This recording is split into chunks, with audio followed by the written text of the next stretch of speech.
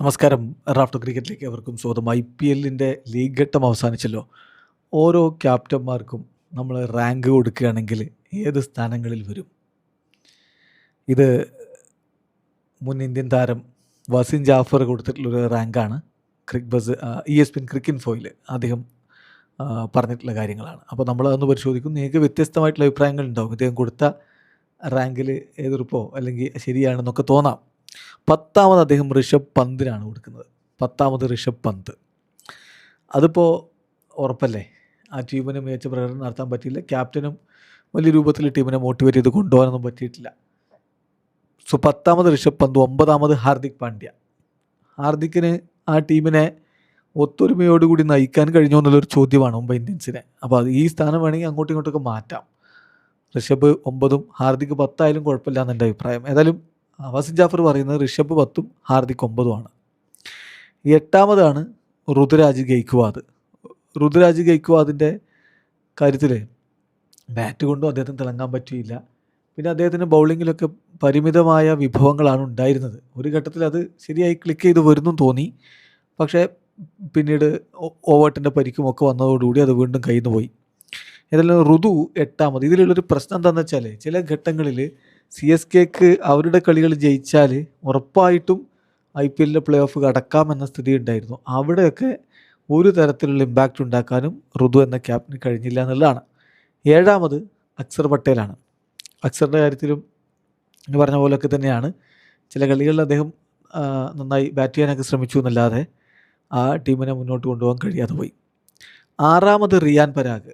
Team ഇപ്പോൾ തീർച്ചയായിട്ടും top 4 എത്തിയിട്ടുണ്ടെങ്കിൽ പോലും അത് റിയാൻ പരാഗ് എന്ന ക്യാപ്റ്റൻ്റെ മിടുക്ക് കൊണ്ടാണെന്ന് അധികം പേരും വിശ്വസിക്കുന്നുണ്ടാവില്ല. അദ്ദേഹത്തിൻ്റെ ക്യാപ്റ്റൻസി പല കളികളിലും പാളിയിട്ടുണ്ട് എന്നതൊരു യാഥാർത്ഥ്യമാണ്. പക്ഷേ ഇന്നലത്തെ കളിയിൽ ഉപയോഗിക്കേണ്ട സമയത്ത് കൃത്യമായിട്ട് ആർച്ചർ ഉപയോഗിക്കുകയും കളി പിടിക്കുകയൊക്കെ ചെയ്തിട്ടുണ്ട്.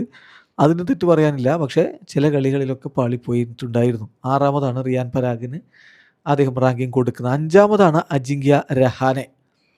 രഹാനയുടെ കാര്യത്തിൽ തുടക്കത്തിൽ ഉദ്ദേശിച്ച പോലുള്ള ടീം അവർക്ക് ലഭിച്ചില്ല. അതായത് പരിക്കിൻ്റെ പ്രശ്നങ്ങൾ കാരണം ഹർഷിത് റാണയും അതുപോലെയുള്ള ആകാശ് ദീപും ഒക്കെ പോകുന്ന അവസ്ഥയുണ്ടായി. ബൗളിങ് ഡിപ്ലീറ്റഡ് ആയൊരവസ്ഥ ഇതൊക്കെ ഉണ്ടായിരുന്നു. എന്നിട്ടും പിന്നീട് കാര്യങ്ങൾ ട്രാക്കിലാക്കാൻ വേണ്ടി അദ്ദേഹം പരമാവധി ശ്രമിച്ചിട്ടുണ്ടെന്നുള്ളത് ശരിയാണ്. 4ാമത് ശ്രേയസ് അയ്യർ. നല്ലൊരു സ്കോഡ് കിട്ടിയിരുന്നു.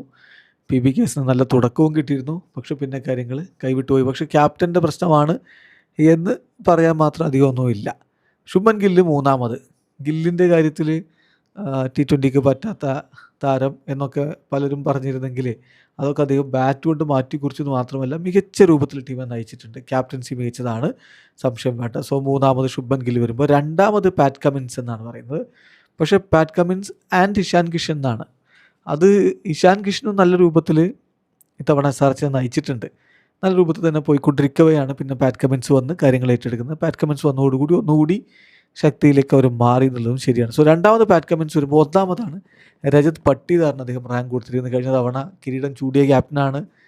അദ്ദേഹത്തിന് ആ ടീമിനെ കുറിച്ച് നല്ല ധാരണയുണ്ട്. അതുകൊണ്ട് തന്നെ ടീമിനെ നയിക്കാൻ വലിയൊരു ബുദ്ധിമുട്ട് അദ്ദേഹത്തിന് ഇല്ല എന്ന് വേണം പറയാൻ. പിന്നെ കോഹ്ലിയെ പോലുള്ളൊരു താരത്തിൻ്റെ സാന്നിധ്യം ടീമിന് ഉത്തേജനം നൽകുന്നുമുണ്ട്. 1ാമത് രജത് പട്ടിദാർ. അപ്പോൾ ഇതാണ് ഇപ്പോൾ ക്യാപ്റ്റന്മാർക്ക് വസിം ജാഫർ കൊടുക്കുന്ന റാങ്കിങ്. 1 രജത് പട്ടിദാർ, 2 കമിൻസ്, 3 ശുഭൻ ഗില്ല്, 4 ശ്രേയസ് അയ്യർ, 5 അജിങ്ക്യ രഹാനെ, 6 റിയാൻ പരാഗ്, 7 അക്സർ പട്ടേൽ, 8 ഋതുരാജ് ഗെയ്ക്വാദ്, 9 ഹാർദിക് പാണ്ഡ്യ, 10 ഋഷഭ് പന്ത്. നിങ്ങൾക്കൊരു പക്ഷേ ഇതിൽ വ്യത്യസ്ത അഭിപ്രായങ്ങളുണ്ടാവും. കമൻറ്റ് ബോക്സിൽ രേഖപ്പെടുത്താം.